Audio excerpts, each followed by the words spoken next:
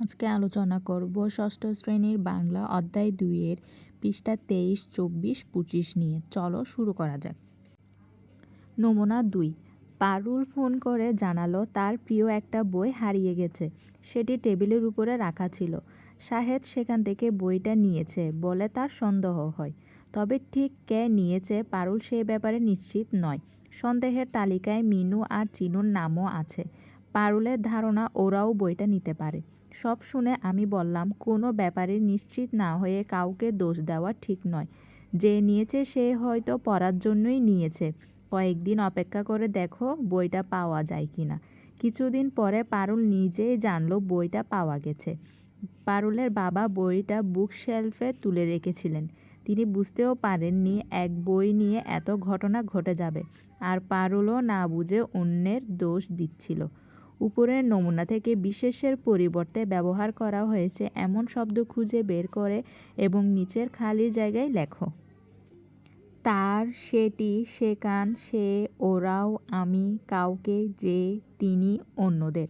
লেখা শেষ হলে তোমার বন্ধুদের সাথে মিলিয়ে নাও। তাদের সাথে উত্তরের পার্থক্য হলে তা নিয়ে আলোচনা করো।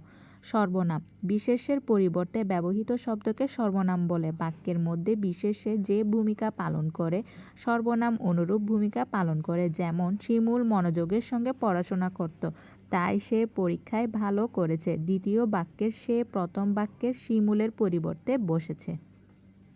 পাঠ থেকে সর্বনাম খুঁজি। চিটিবিলি, ছড়া ও সুখী মানুষ নাটক থেকে সর্বনাম শব্দ খুঁজে বের করে তার একটি তালিকা তৈরি করো। চিটিবিলি থেকে পাওয়া সর্বনাম শব্দ: সে, তার, আমার, যে।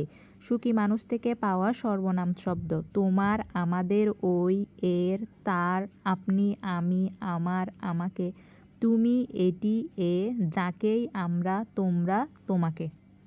অনুচ্ছেদ লিখে সর্বনাম খুঁজি। কোনো একটি বিষয় নিয়ে 100 শব্দের মধ্যে একটি অনুচ্ছেদ লেখো। লেখা হয়ে গেলে সর্বনাম শব্দগুলোর নিচে দাগ দাও। বঙ্গবন্ধু শেখ মুজিবুর রহমান।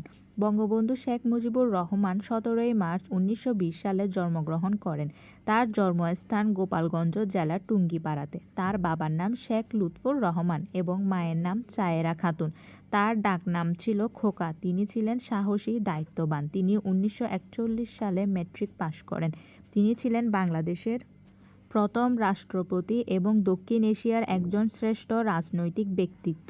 তিনি বাংলাদেশকে স্বাধীন রাষ্ট্র হিসেবে প্রতিষ্ঠিত করার সংগ্রাম শুরু করেন ও নেতৃত্ব দেন। তিনি মানুষের অত্যাচার দেখতে পারতেন না। এছাড়াও তিনি অসহায় মানুষের পাশে থাকতেন। তিনি কারো দুঃখ কষ্ট দেখলে এগিয়ে যেতেন। তার স্বাধীনতা ডাকের মাধ্যমে আজ বাংলাদেশ স্বাধীন। তাই তাকে জাতির পিতা বলা হয়। চলো এবার দেখি নিই এখানের মধ্যে কোন কোন শব্দগুলো সর্বনাম। যেগুলো সর্বনাম সেগুলো নিচে লাল দাগ দেওয়া আছে। তার, তিনি, তিনি, তার, তাকে। সবাইকে ধন্যবাদ লার্নিং বিডির সাথে থাকার জন্য।